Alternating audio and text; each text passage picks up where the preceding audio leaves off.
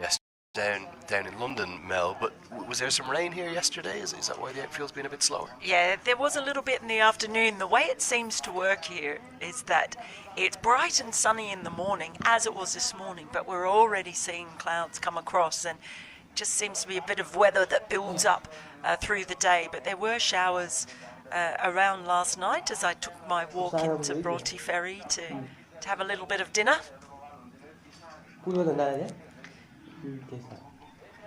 And that's just nicely played. Is it going to get 4? It is. Well, thought that was going to be cut off for a moment, but there was little that Lalit Rajbanski could do.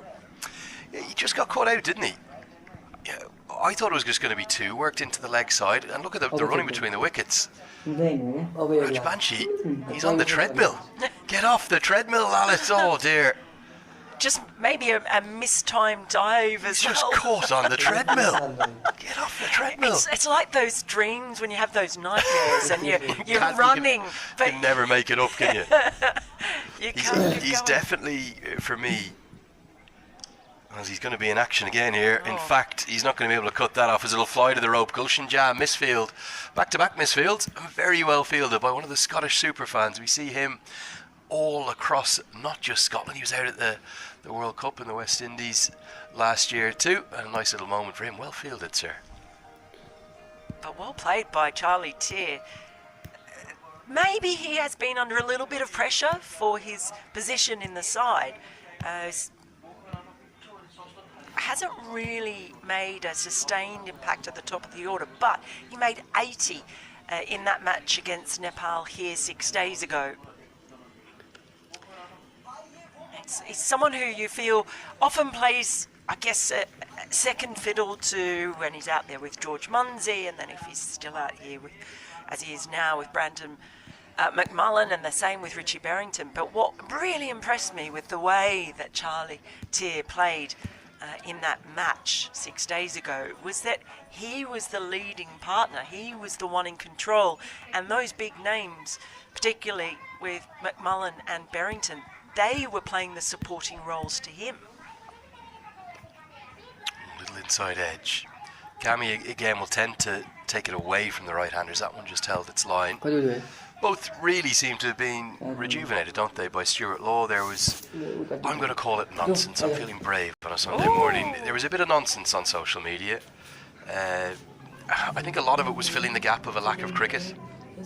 Because Nepal, yes, they played a quadrangular series out in Kuwait, but really since the Nepal Premier League there hasn't been a huge amount of action to kind of get involved with and get engaged with, and in modern times for Nepal that's been very rare. They've been so good at getting, gorgeous. Shot of the morning. Perfect off drive, it belongs to Charlie Tier. Well, he is picking up where he left off in scoring that 80 against Nepal. For some reason, he quite likes these bowlers. That's a lovely stroke from really good for his confidence. I had wondered if just how important that 80-run innings was going to be for the development of Charlie Tier. It's obviously been a lot invested in him, and playing now, this is his 17th ODI. 80 was his highest score as well. He's got 3 half centuries, so he's someone that they've invested in and they see a lot of potential. We're starting to really see why, I think, in this series. You forget how young he is, don't you? A nice length from Karen KC. McMullen, I think it's fair to say, has not enjoyed the pitches here in terms of his batting. He's such an elegant player. He's a flowing driver of the ball, and the bowlers have bowled well to him, but he just hasn't been sensing the ball is coming onto the bat in the way in which he would have wanted. Yeah, a few times we've noticed with the hybrid pitches here, and talking to a few of the players as well, it does sometimes seem to just hold in the wicket a little bit. It just stops in the wicket, and so we haven't seen the greatest of timing from some of the players like McMullen, who you automatically think of as a beautiful timer of the ball. So it's provided a few challenges, but that's it, they're going to have to adapt to it. Funny that they're so different, these hybrid pitches here to the ones that we saw last August in Cricket World Cup League 2 in Voorburg. That was the Netherlands USA Canada series. Much skiddier there. They kind of, if anything, maybe because it's later in the year, it was in August, but here certainly so far we tended to see the ball just holding the surface a touch, and for a player as attacking as McMullen, he definitely hasn't enjoyed it. Now, having said that, the bowlers have really done well not to bowl too full of them and not allow him to get after them. So yeah, he's looking a bit out of touch actually, which is remarkable given what we saw last month in the Netherlands, and he'd be desperate to kind of find a way to get a score today. Given what I've seen of him every time I've watched him play, ever since he sort of came into the Scotland side and became a regular, he's one of my favourite players in the associate scene and in all of cricket. I love watching Brandon McMullen play. He's got so much to offer as an all-round cricketer. Thuds into the pad, so McMullen still won't get off the mark as umpire. So Ghazi will have a think about it and finally give it his leg, boys. Bit of a tease for us. But yeah, the nonsense I was referring to, Mel, in the previous over was that a lot of that kind of void and lack of cricket from the national team front end, from the men's end, was filled by some calls for Karen Casey to retire, for Sampal Kami to be discarded, for Ari Sheikh as one of the older players. But he doesn't score quickly enough, and enough has been enough from those three great servants of the team who've all played for the national side. Well, in Sampal Kami's case, for more than a decade. Karen Casey, a similar length. Ari Sheikh, nearly that length. Where are those comments now? Where are those? What are they saying now, Mel? Well, exactly. Sometimes players respond to that sort of criticism as well, but I just don't know why you would ever not have Karen Casey in your side in particular. It's just, he offers, again, like what I was saying about McMullen, he's always in the game. If it's chiming in with the ball, if it's an incredible cameo with the bat, and he's been there for big moments for Nepal, and I think that's what's key. Yeah, for as long as anyone can remember. Thuds into the pad, massive appeal, long way forward though, and Ghazi has a long think about it and says no. KC was convinced this is going to make an interesting replay. Oh, it's very close, Mel. It was nipping back in, but you can understand why they were very excited about it. It's adjacent, isn't it? Is it going to nip and miss the leg stump, or is it? It does. It did nip back a long way. It did nip back a long way. A lot happening.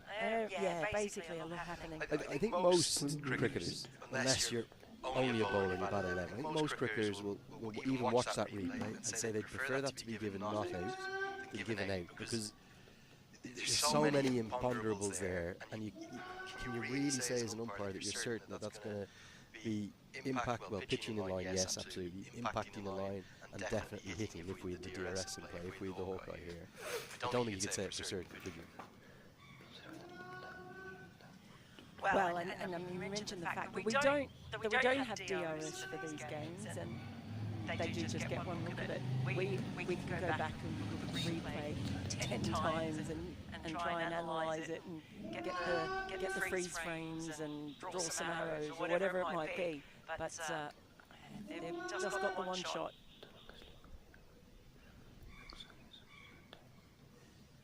McMullen still yet to get off the run scoring. Bowled really well to him. It's kind of incredible, really, when you look at Charlie Tier, 15 off 12, played the most fluently I can recall seeing him when in that first match against Nepal. And you've got McMullen scratching around and able to get off strike. You have Munzi played out a maiden first up and was out in the second over that he faced. Feels like topsy-turvy world. Just, he will get off the mark finally. Red Banshee has another long chase. Gets there successfully this time. It's very well. Keeps it to a couple, probably a run save there.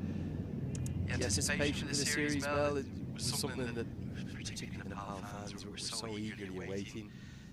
It's funny for Scotland and the Netherlands, though, isn't it? Because their kind of main event, their main course, if you will, for this summer is going to be in less than 3 weeks' time or so, isn't it? Or about 4 weeks' time from now. Over at Nimborberg in the Netherlands, 5 teams, 2 World Cup spots. Good back foot punch, finds the gap. Rowan Powell, look at the speed across the surface. Gets there. There's room to spare. Gets an amazing ovation from the Nepal fans. Fantastic athleticism, great fielding. Yeah, brilliant stuff from the skipper leading the way. Finally getting some runs off the bat now for McMullen. It wasn't timed completely. And they're able to get back for 3. Everyone rugged up. As you can see, we've got some Nepal fans there ready to go. Dakatopi, very much looking resplendent, as it always does. You're wearing a beanie. I've got my beanie on, but I have my Dakatopi in the bag. I'll get that out later. It's a great song. I've told you about the Dakatopi song, have I? There's a number of Dakatopi songs, but the main one. Oh, it's brilliant.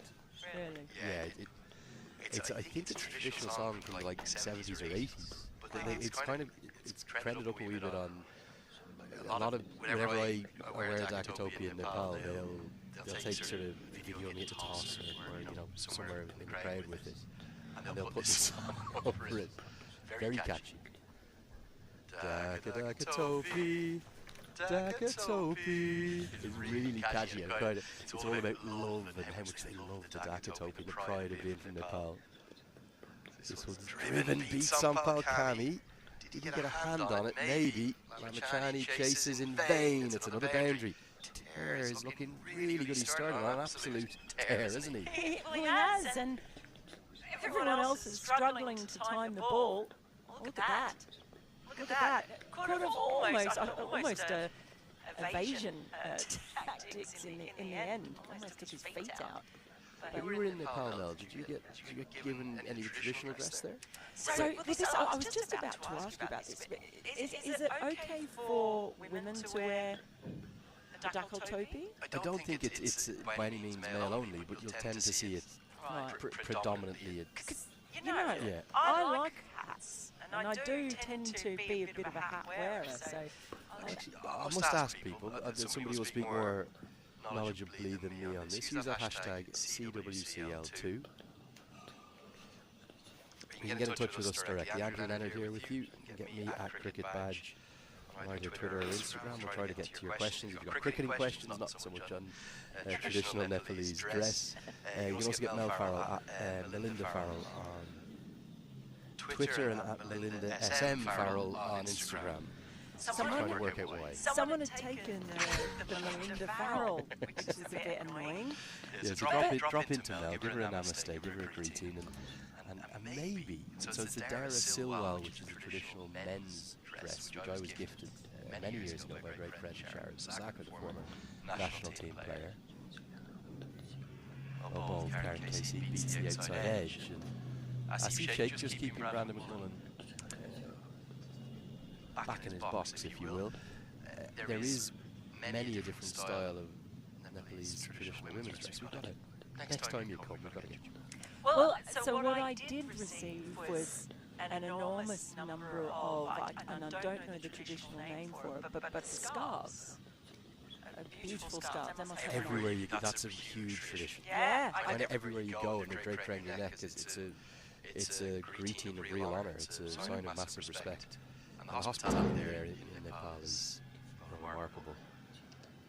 It's so many people spoken to over the course of this series and the last 24 hours, just desperate to go and experience it in person. And hopefully, with that renovation of the T International Cricket Ground, there's going to be more and more international cricket there. We've seen a big announcement, haven't we, from Namibia?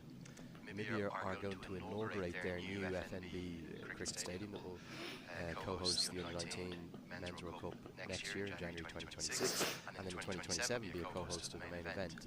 They did play some 220Is there against Canada, but it was kind of a bit rough and ready. Things were still being completed. Driven in the air. Depender Singh takes the catch. He's never going to drop that. McMullen falls early again. It's the one, the only, Karen Casey. You cannot keep him out of the game. He was the hero with the bat 6 days ago. Is he going to be the hero with the ball? He's got off with a great start already. The two big names back in the pavilion for Scotland. First George Munsey, and now Brendan McMullen with another thick outside edge. Brilliant plans led by Raman Sirakoti, no doubt the Nepal team analyst. They know that McMullen loves to drive, they know he loves it full, they've kept it out of his reach. And again, he threw the shot early. It's happened again and again to him throughout the series. McMullen not learning his lessons, his first real stumble with the bat in international cricket. And he's going to have to find a remedy for that for the final match of the series. He looks pretty forlorn walking off, doesn't he? He's got an answer right now to Karen Casey. 2 for 1 for Karen Casey from his 2.4 overs. Remarkable start. Well, it really is. Tell you what, he will want to take these conditions up here in Scotland, take the pitch with him wherever he goes, take everything with him, because he has just been on an absolute tear since coming up here to Forfeiture. And this game so far it's got a real sense of deja vu about it, Lenny, because again we've seen Munsey and we've seen McMullen depart early. We've seen Charlie Tier looking like the most accomplished of the batters, and now we see Richie Berrington coming to the crease with Scotland in a real bit of bother early. This sounds familiar, this record, doesn't it? Yeah, big pressure. It's kind of a deja vu of a combination of the game 2 days ago and 6 days ago. 6 days ago, Scotland made 296. A long way to 296 from here. Hits the back pad. Is it 2 and 2? No! Almost every single fielder was appealing in unison. Karen Casey was certain. The only one who wasn't was umpire Ghazi Sahel. What's that missing? Looks very, very adjacent. Richie Berrington looked up immediately. Mel. Is that crashing into, cannoning into leg stump? It looked very, very close. Again in its back, but I don't think it was nipping back as far as the other one. Maybe is height a factor again. I thought that one didn't bounce as much. I thought there's no problems with height. We'll get a look at the replay after this ball. Big moment in the match. That would have been a golden duck for Richie Berrington. Scotland would have lost their big 3 inside 6 overs. This has come off the pad, big appeal, but really it's more the fans and the players this time. Let's go back to the previous ball. It's a wicket maiden for Karen Casey, whatever the case. 25 for 2 the score. I think this is going to be the right ball. Let's get a look. Oh no. Tough one, that. If you're a batter, you're saying it's just missing leg. If you're a bowler, you're saying it's smashing leg stump. It's very, very close. I wasn't much of a batter, Mel. My fingers twitching here in the corner. 25 for 2 the score. Really, really close call, wasn't it? And maybe not an easy one. Yes, I think Karen Casey will feel that he could have had another one in the bag. As it is, 6 overs gone, Scotland 25 for 2. Captain perhaps lucky to be there. And Sompal Kami will continue. It's amazing that Charlie Tier, you look at him, he's 19 or 14. Yeah, Kami's actually going to come off, Mel. Harry Sheikh, Harry Sheikh will come into the attack. He's just measuring out his run-up. And an early change, that's because of Kami just proving a little expensive. Casey's only gone for 1. Kami's gone for 24 in his 3 overs. So just wants a bit of control, I think, Roll Powell, and then the threat will still come from Karen Casey at the other end. The Nepal fans, it's only 11:30 local time. We're already into voice chanting Nepal, Nepal around the ground. It's echoing here across this gorgeous venue. Sheikh will just look to keep it tight now. And the leg side, this is flick the pad. I'll tell you what, when we say that a team is up and about, this is exactly what you mean. They think everything is a wicket at the moment. on just flicking the pad. But gee, no wonder they're excited to have Scotland down too, and the calibre of the wickets that they've taken as well. I know they have made a right old start here.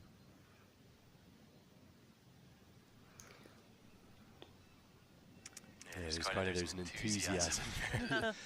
No doubt. It easily could have got one of those two LBWs going in their favour. Barrington, he'll breathe a heavy sigh of relief. Again, as we saw with Scott Edwards' decision against Nepal, that was 4 days ago, wasn't it? To win the toss and bat first.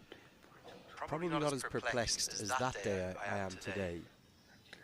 But it did feel like at surface, you'd imagine that you're going to go back for the second. Barrington does a stutter step but gets there. It feels as though feels like a bowling first morning again. 11 AM starts, it's not warm. The assistance we've been seeing has been in the morning, not in the afternoon. At times in the afternoon it has looked like it's stayed pretty consistent, to be fair, but if it has flattened out a little bit, it has done so in the afternoon. Yeah, absolutely. You think about the kind of latter half of that Scottish innings 2 days ago, the way in which they accelerated. So yeah, definitely some differing opinions out there. Barrington and Edwards deciding to make first use. This one's cut through the covers, but a tumbling to Henderson Marie and a flying Rowan Powell keep it to a dot ball. How good a fielding team are they now? You watch cricket all around the world, you watch a lot of the county game, men's and women's game up at the very higher echelons too. Are there many better fielding sides around the world than Nepal? They've got to be up there. They're so quick, that's the thing. I think they get themselves driven, just be a single. Themselves into really good positions early. You see with the catching, and especially when you look at someone like Powdell, the amount of ground he covers, and they're not a very tall side. They don't have big long legs that you sometimes see. It's just really Gulch and Jazz, isn't it? The rest of the team, I don't count KC's probably what, 5'10", something like that, but there's nobody apart from Jai even close to 6 foot. They tend to be generally as a nation pretty short in stature, and for me they're one of the best fielding teams in the world, bar none. But I'd agree with your point. I think they might be the fastest fielding team in the world, which is kind of almost what makes them so exciting to watch, particularly, well, we'll call out a few of them. Sharkey, Cammy, Irie, Powell, Bertel, those five, they're all unbelievably quick. Yeah, and that's, they make then, I think it's almost a bit deceptive. Because they're so quick that they probably make the fielding look a bit easier, if that makes sense, because they get themselves into good positions, because they get around to the ball, as you see. 5 runs coming off that over, and after 7 it's 32. But because they are so lightning fast, I think sometimes their fielding maybe doesn't look as spectacular as it should, if you know what I mean. They do look hard. Here's the Scottish 11, that's in back order that we Charlie Castle coming back into the 11. For Nepal, there's no real surprise, so still no damage. It's a shame given what he's shown in the last 6 months, the left-hander. Anil Sa also, no room for him. Vijan Dakal played the one game, then missed out, and still no place for Nandan Yadav. I would imagine we'll certainly see him in the T20Is that will follow this series in Glasgow. Remember, there's 3 players to come in for those T20Is for Nepal as well, so it's going to be fascinating to see who goes out, because they've announced who's coming in, they haven't announced who's going out. Bin Sharkey doesn't really play T20I cricket or much of it. I suspect he'll go home. Maybe Ari Sheikh as well. Again, ODI is his kind of specialist format. I don't know who the third and final player to be left out of that 15 might be. It's going to be a difficult call. It'd be harsh for Bashir Ahmed or Anil Sa if they've played an ODI all trip. Vijan Dakal they're going to want with his slower balls and the left arm seam option. Yeah, it's a funny one. As you mentioned, well, all of the T20s still count internationally as far as helping with rankings go, but that series for Nepal, they can just take that for what it is. And you feel those Good other mate. teams, Give him an Scotland, for Netherlands, they will be playing that series very much with the Netherlands tournament, the European qualifiers for the ICC Women's Cup, following pretty close on the heels. 3 players coming in, Kieran Thaguna, Rupesh Kumar Singh, and then the X Factor, the power and the potential of Lokesh Bam. Looking forward to seeing how he goes. Certainly played a couple of innings in that Nepal Premier League in December where he went, oh, he could be the one. Because outside of, I suppose, Goshen Jan, Depender Singh Reid, they don't have Kusha Patel up top to take a game away. They don't have a huge amount of power hitting. Karen KC down the order. So, yeah, getting a power hitter into the team, certainly a good move. That's the 3 that will come in, but as far as I'm aware, it's 15-player squads for that T20I series, so 3 will have to, if not necessarily be sent on the plane home, they won't be involved in the 15-player squad. Interesting decisions coming up. I suspect Karen KC will be kept on. Oh, What do you reckon? if he's not, I am going to stage protest. Are you going on strike? Yes. Okay, Mel Farrell is officially going on strike if KC is left out of the T20. I was going right back you for that. I'm with you on that. I'll join you. Oh, there'll be marches in the streets of Glasgow, and led by me. I'm going to get one of the drums or the horns, and I'll be there leading the way. It started up too, the drums, the music started here already. The Panche Badger is going.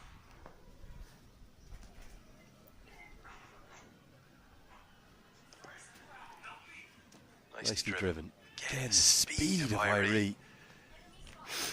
Many players might not have cut that off the end of the rope. It says everything on. It's like, I don't know if you ever receive a WhatsApp voice note. Usually from you. Okay, You love a voice note, Lenny. Come on, hold on. But if you've got 3 options on that. You've got 1x, 1.5x, or 2x. Irie does everything on 2x speeds, isn't it? It's so lightning fast. It's superhuman. Brilliant to watch. It's a bit like when you watch, when you watch old films where it's just sped up The slightly. frame rate's different. Yes, and so it suddenly looks like everyone's doing something just that little bit faster. One of my favourite things when I get a little ping on my phone and it's a voice note from Andrew Leonard. I thought you were telling me you hate them. I thought you just send me a message. Just send me a voice note. 8 overs bowled, 32 for 2. Andrew Leonard here with Mel Farrell, reminding to get those messages in. We'll get to them probably after this first power play. There's a lot going on in this first power play. This is the state of play in ICC Men's Cricket World Cup League 2. Use our hashtag CWCL2 or message us directly. You can keep it public or private if you want to go into the DMs. At Cricket Badge for me, Andrew Leonard, and then Mel Farrell is at Melinda Farrell and Melinda SM Farrell on Twitter and Instagram respectively. That's the state of play in the league. It really is a league that's definitely capturing the imagination, Mel.